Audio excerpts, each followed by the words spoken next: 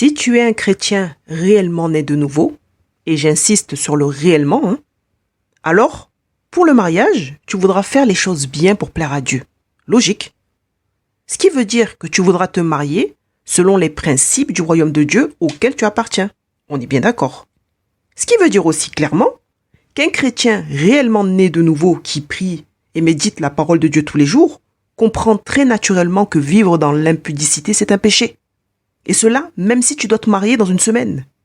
Ce n'est pas parce que tu te maries bientôt que tu as l'autorisation légale de Dieu pour vivre dans l'impudicité, vivre dans le péché. L'impudique est un injuste aux yeux de Dieu. Et l'impudique sera jeté dans les temps ardents de feu et de soufre au jugement dernier. Donc si tu es dedans là, arrête ça immédiatement. Repens-toi. Dieu est fidèle et bon pour te pardonner. Alors, pour bien choisir ton conjoint, la personne qui te convient, il y a plusieurs petites choses à prendre en compte. Premièrement, la parole de Dieu nous recommande vivement un profil type. Et là, c'est pour tout le monde pareil en fait. Il s'agit d'une personne réellement née de nouveau. Une personne vraiment convertie. Deuxièmement, il est plus que nécessaire de savoir qui tu es et ce que tu souhaites. Troisièmement, il faut impérativement comprendre et respecter le temps de Dieu. Quatrièmement, il faut apprendre à communiquer. Et cinquièmement, il faut s'entretenir des choses de Dieu. Alors premièrement, le profil type, c'est quoi? C'est une personne réellement née de nouveau, réellement convertie. La Bible nous dit quoi? Ne vous mettez pas avec les infidèles sous un joug étranger, car quel rapport y a-t-il entre la justice et l'iniquité? Ou qu'y a-t-il de commun entre la lumière et les ténèbres? Quel accord y a-t-il entre Christ et Bélial? Ou quelle part a le fidèle avec l'infidèle? Quel rapport y a-t-il entre le temple de Dieu et les idoles? Car nous sommes le temple du Dieu vivant, comme Dieu l'a dit. Mon ami, ce n'est pas tous ceux qui parlent de Jésus qui appartiennent à Christ. Tous les gens qui vont à l'église chaque semaine ne sont pas tous convertis. La Bible dit que nous reconnaissons l'arbre à son fruit. Et tu sais, quand tu observes un long moment l'attitude, le discours et les agissements des gens, tu fais vite la différence entre un bon fruit et des fruits pourris. Donc, pour reconnaître un imposteur dans l'église, tu as besoin du discernement ou d'un bon sens de l'observation. Les deux, c'est mieux. Que nous révèle ce verset? Ce verset nous révèle qu'il existe deux royaumes ou deux gouvernements, deux chefs, deux catégories de citoyens et deux lois. Donc dans le royaume numéro 1, c'est le royaume de lumière, le royaume de Dieu. Le royaume 2, c'est le royaume des ténèbres, le royaume de Satan. Le premier chef, c'est Jésus-Christ. Le deuxième chef du royaume des ténèbres, c'est Bélial, donc Satan. Les citoyens du royaume de Dieu sont appelés les fidèles et les citoyens du royaume des ténèbres sont appelés les infidèles. La loi du royaume de lumière fait référence à la justice et la loi du royaume des ténèbres fait référence à l'iniquité. Tous ces détails-là sont là pour te montrer que tu ne dois pas choisir un non-croyant ou un païen comme conjoint parce que sur le plan spirituel, nous sommes absolument incompatibles. Si tu es réellement, je dis bien réellement converti, tu es appelé fidèle par le Seigneur. Il est donc logique que tu ailles chercher un conjoint appelé fidèle aussi, comme toi. C'est ça aussi marcher comme un enfant de lumière. La parole nous dit autrefois vous étiez ténèbres et maintenant vous êtes lumière dans le Seigneur. Marchez comme des enfants de lumière. Est-ce que tu crois que c'est normal d'aller se lever et d'aller chercher un sataniste et aller à l'église avec pour te marier? Ça marche pas ça. De toute façon les gens ils vont pas accepter ça. S'engager avec un infidèle, c'est se mettre sous un joug étranger. En réalité, même si la personne est la plus sympathique du monde, mais n'est pas à Christ, alors tu t'es engagé avec un fils ou une fille du diable. C'est comme ça. Donc, soit cette personne, à un moment donné, va réussir à te détourner des choses de Dieu et tu rateras l'enlèvement, ou peut-être que tu iras en enfer si tu as complètement abandonné la foi en Jésus-Christ pour adorer d'autres dieux. Ou soit, cette personne te laissera vivre ta foi, mais cette personne sera un instrument entre les mains du diable pour t'attaquer et te faire la misère. Parce qu'arrête de croire que tu vas vivre tranquillement ta foi, c'est une séduction de croire cela. Par exemple, vous avez un problème à la maison, vous avez un problème avec les enfants, et toi tu seras seul à prier, seul à combattre, seul à intercéder. Parce que ton conjoint, l'infidèle là, il va pas intercéder avec toi, il va pas jeûner avec toi, il va pas imposer les mains aux enfants quand il y a besoin avec toi. Il ne va pas lire la Bible avec toi pour chercher une solution dans la parole. Lui, il s'en fout, lui, il n'est pas dedans. Donc tu vas faire comment? Toi, tu vas à l'église, lui va sortir en boîte avec ses copains. Ou alors il va aller au bar du coin. Toi, tu vas aller aux réunions et lui, il va aller à des concerts du monde. Toi, tu veux éduquer les enfants à prier, lire la Bible, et ton conjoint les éduque en leur disant que Dieu n'existe pas. Ou alors, si tu épouses un musulman, que tu dis à tes enfants Jésus est mort sur la croix pour nous. Lui, son Coran dit que ce n'est pas Jésus qui est mort là-bas. La Bible nous dit clairement que Jésus est le Fils de Dieu. L'islam dit que Dieu n'a pas de fils. Et que nous, en tant que chrétiens, nous sommes des mécréants. Maintenant, tu vas faire quoi? Tu vas faire comment? Comment t'accorder avec un païen qui a une foi complètement opposée à la tienne? Quelle folie! Toi, tu veux un seul époux, lui, il veut 4 femmes, parce que sa religion le permet. Ma sœur, tu vas faire comment? Tu vois bien que ça ne fonctionne pas. Les seuls couples de 2 religions différentes qui fonctionnent à peu près, qui arrivent à faire un petit morceau de chemin, ce sont les couples qui se mettent d'accord pour que les enfants choisissent eux-mêmes leur foi plus grand. Et cette forme d'éducation n'est pas conforme au principe du royaume du Seigneur Jésus-Christ. Le problème avec ce fonctionnement-là, c'est que dans le royaume de Jésus-Christ, il est bien spécifié que tu dois éduquer tes enfants dans le Seigneur. Un chrétien doit enseigner ses enfants sur les choses de Dieu dès tout petit. Sinon, le diable va faire un carnage dans la vie de tes enfants. Ça marche pas. Tu peux pas dire, nous on attend que les enfants grandissent, ils choisiront leur propre foi. Mais ils vont choisir la voie du diable puisqu'ils n'ont pas été éduqués dans ce qui est juste et pas juste. Il n'y a aucun avantage, mon ami, à s'engager avec une personne qui n'a pas accepté Jésus-Christ comme Seigneur et Sauveur de sa vie. Si la parole nous recommande de marier plutôt un fidèle qu'un infidèle, c'est parce qu'il y a plus de joie et de paix dans le foyer pour nous. C'est pas pour nous embêter. C'est pour nous bénir, pour que nous soyons heureux. Ça ne veut pas dire que tu vas avoir une vie parfaite sans désaccord. Ça n'a rien à voir. Simplement, quand il y a un problème, ton époux et toi, ton épouse et toi, vous pourrez ensemble prier et vous placer devant le trône de la grâce pour régler les problèmes. Mais avec un infidèle, quand il y a des problèmes, lui, il fait quoi? Il va pas aller voir Jésus, hein? Ah non. D'ailleurs, petite précision, il y a une grande différence entre celui qui reconnaît Jésus comme sauveur et celui qui a accepté Jésus-Christ comme sauveur et Seigneur de sa vie. Attention à ça. Reconnaître Jésus comme sauveur, ça ne veut rien dire. Il y a beaucoup de personnes chez les infidèles qui croient en Jésus sans problème. Beaucoup l'ont accepté comme sauveur, un sauveur déjà venu ou un sauveur qui arrivera bientôt. Bon, évidemment, cette partie-là ne concerne pas les non-croyants qui, eux, sont sans foi ni loi. Mais les païens, eux, croient. Ils ont leur religion, parfois même plusieurs religions en même temps, et n'ont aucun problème avec le fait de croire en Jésus en qualité de sauveur ou en qualité de prophète. Donc croire uniquement en Jésus comme prophète ou comme sauveur ne fait pas de toi un fidèle selon le cœur de Dieu. Alors qu'accepter Jésus-Christ comme sauveur et Seigneur de ta vie, c'est ça qui fait toute la différence. Accepter Jésus-Christ comme sauveur et Seigneur de ta vie veut dire que tu as cru dans son ministère terrestre, tu as cru dans sa mort, sa résurrection et son nouveau ministère céleste de souverain sacrificateur. Ça veut dire que tu crois dans sa parole. Ça veut dire que tu crois que Jésus-Christ est le Fils de Dieu. C'est ça, accepter Jésus-Christ comme ton sauveur et ton Seigneur. Si Jésus est le Seigneur de ta vie, c'est qu'il est ton roi. Et un roi a un royaume et des lois, des principes. Et en acceptant de servir Jésus-Christ, tu t'es engagé à respecter ton roi et à respecter les lois et les principes de son royaume. Et dans les principes du royaume, il y a un article qui te dit clairement que tu dois te marier dans le Seigneur et pas avec un infidèle.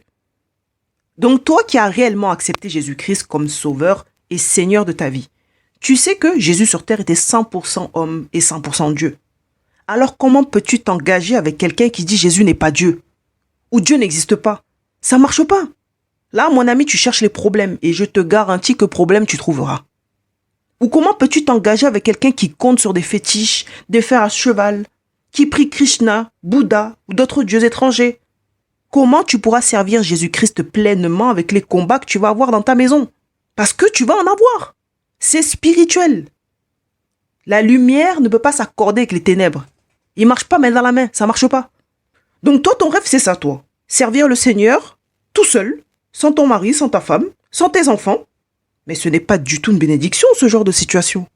Donc ne te mets pas sous un joug étranger. Prends quelqu'un du royaume réellement converti, qui aime Dieu de tout son cœur et qui craint Dieu. C'est ça la base. En dehors de ça, là, c'est zéro. C'est une grosse perte de temps. Deuxièmement, il est plus que nécessaire de savoir qui tu es et ce que tu souhaites dans la vie. Tu dois savoir un peu te décrire de l'intérieur. Et surtout, tu dois faire une introspection de ton cœur pour régler les choses qu'il faut avant de t'engager avec quelqu'un. La personne avec qui tu vas t'engager n'est pas ton psychologue, c'est pas ton médecin généraliste. Il n'est pas là pour traiter tes problèmes, tes blessures intérieures. Tu dois te connaître, savoir qui tu es. As-tu un caractère bien trempé? Es-tu une personne trop sensible, impulsive, colérique, etc. Si tu rencontres un chrétien bien dans ses pompes là, normal dans sa tête, et que toi tu pètes les plombs pour tout et n'importe quoi, tu cries, tu fais des scandales parce que tu n'es pas encore guéri. Mais il faut le prévenir. Parce que si tu ne dis rien, la personne peut fuir. Alors que si tu prends le temps de lui expliquer tes luttes, tes combats, peut-être que la personne ne fuira pas, que cette personne-là te soutiendra, t'accompagnera dans la prière et dans le jeûne. Mais bon, moi, très honnêtement, je te conseille véritablement de guérir avant de t'engager. Ce sera mieux pour ton futur couple. C'est plus sain. C'est pourquoi je recommande toujours aux gens de faire un bilan de cœur le plus régulièrement possible. Plus tôt tu te soignes, mieux c'est. Tu ne peux pas mettre tes blessures intérieures de côté juste pour ton obsession pour le mariage. Ça marche pas. Là, ça révèle juste que tu es encore plus malade que malade. Donc, tu dois savoir ce que tu souhaites dans la vie. Est-ce que tu veux des enfants un jour? Est-ce que tu veux des enfants rapidement? Combien tu en veux?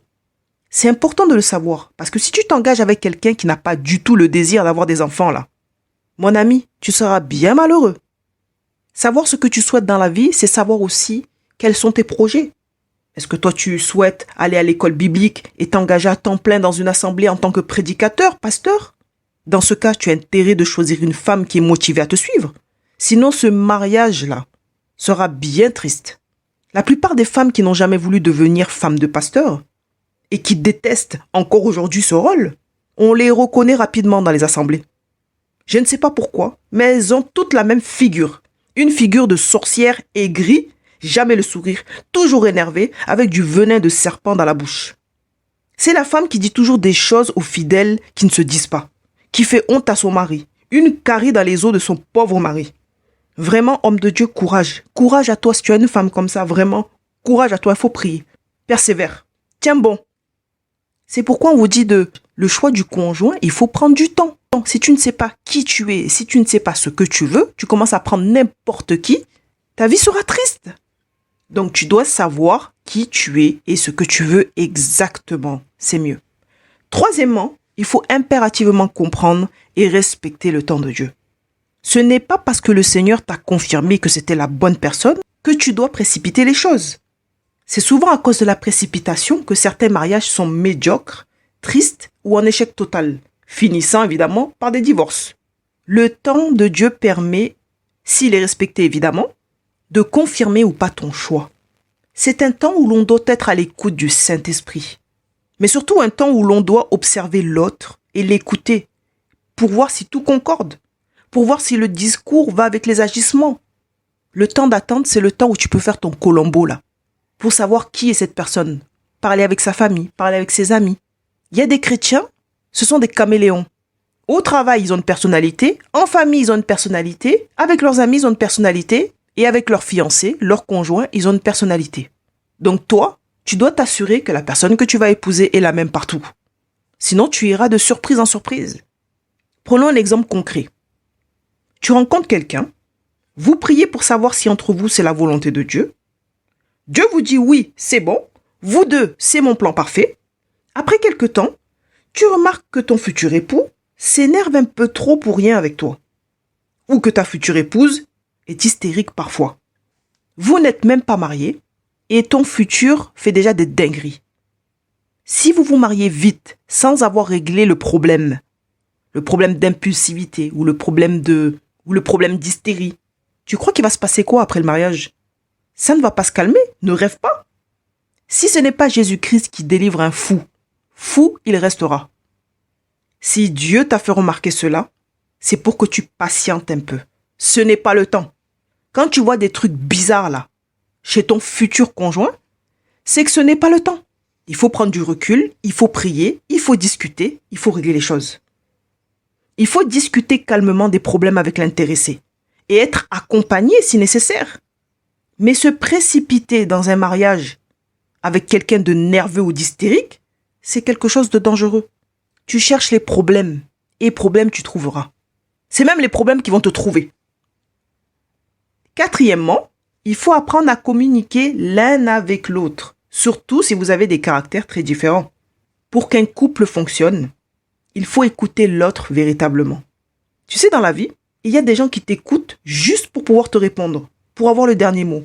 Cette attitude au sein du couple mène souvent au divorce. On écoute son interlocuteur pour essayer de le comprendre et d'arranger les choses, d'ajuster les choses. On n'écoute pas les gens pour avoir le dernier mot, pour leur répondre tac au tac. C'est pas ça l'amour. Vous devez apprendre à communiquer au maximum. Discuter sur tous les sujets qui engagent la vie de couple, dans le but de voir votre niveau de compatibilité, d'ajuster les choses et surtout de connaître la vision de l'un et de l'autre pour la vie. Si tu veux préparer un bon plat à ton futur conjoint et que tu mettes dans ton plat par exemple de l'huile de soja, si vous ne discutez pas de tout, ton futur époux ou ta future épouse va se retrouver sur un lit d'hôpital parce qu'il ou elle est allergique au soja. C'est un mauvais plan ça. Tu comprends? Aussi, si tu veux 10 enfants par exemple et que ta future femme n'en veut que 2, si vous ne discutez pas avant, ça va causer des problèmes inutiles après le mariage. Maintenant, vous allez faire comment? Ça va créer des tensions, de la tristesse, une atmosphère mauvaise dans le foyer. Si toi, par exemple aussi, tu rêves de développer l'entreprise que tu as à plus grande échelle, mais après le mariage, ton conjoint te dit « Ah non, moi je veux une femme qui reste à la maison, qui fait la cuisine, le ménage et éduque les enfants. » Tu vas faire comment? Ça va partir en live chez toi. Les casseroles vont voler. La communication permet de clarifier les choses. Tu ne peux pas cacher à ton futur conjoint que tu as une maladie.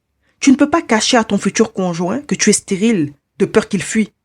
Tu es égoïste, tu es méchant. Il y a des choses qu'on ne cache pas. Quand tu prétends aimer quelqu'un, tu es dans la vérité. Donc tu parles honnêtement. Tu dis les choses. On ne peut pas faire tout et n'importe quoi juste pour se marier. Juste pour garder quelqu'un. Ça marche pas ça. Si tu mens à quelqu'un pour l'épouser, c'est pas de l'amour ça. C'est une prise d'otage sentimentale. Tôt ou tard, la personne va voir que tu l'as arnaqué de toute façon. Depuis quand les choses restent cachées en Jésus-Christ? Depuis quand? Donc marche dans la vérité, prends ton courage à deux mains, dis ce que tu as à dire. Apprenez à communiquer, à vous écouter, à vous comprendre. N'essaie surtout pas de changer l'autre par tes propres moyens. Ça marche pas. En tout cas, ça ne marche pas sur du long terme. Cinquièmement, entretenez-vous dans les choses de Dieu. La voie par excellence pour marcher dans la sanctification, c'est l'entretien spirituel. Les débuts de relation ou le temps de fréquentation, c'est vraiment une période cruciale où la discipline spirituelle ne peut pas être négligée. Tu ne peux pas avoir une vie spirituelle en dents de scie. Tu ne peux pas te permettre d'être spirituel durant 2-3 jours et négliger tes temps avec Dieu durant 10 jours. C'est dangereux. On sait très bien qu'au début de la relation, le cœur s'emballe un peu trop et la volonté de Dieu peut souvent passer après les sentiments. Et c'est la raison pour laquelle tu dois faire passer le Seigneur en priorité.